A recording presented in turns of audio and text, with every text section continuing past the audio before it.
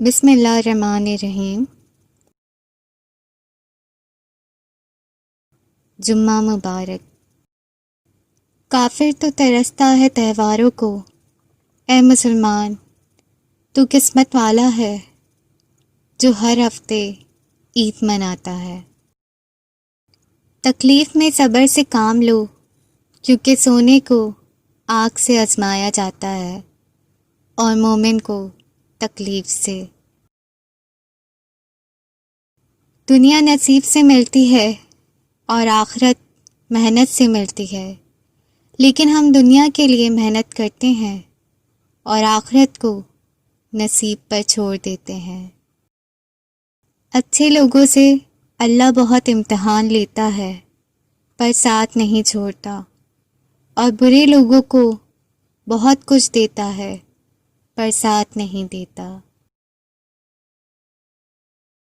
جب درد بڑھنے لگے یا کچھ بھی سمجھ میں نہ آئے تو اپنے رب کی طرف چلے جاؤ، کیونکہ دلوں کو سکون اس کی یاد سے ملتا ہے۔ توبہ کے لیے کانوں کو ہاتھ لگانا ضروری نہیں، گناہوں کو ہاتھ نہ لگانا ضروری ہے۔ جو اللہ تعالیٰ کے کاموں میں لگ جاتا ہے، اللہ تعالیٰ اس کے کاموں میں لگ جاتا ہے۔ ہمیشہ الحمدللہ کہیں اور یاد رکھیں آپ کی زندگی ہزاروں لوگوں سے بہتر ہے۔ مضبوط تو وہ ہے جو رونے کے بعد اپنے آپ کو سمجھائے کہ اللہ ہے نا، سب ٹھیک کر دے گا۔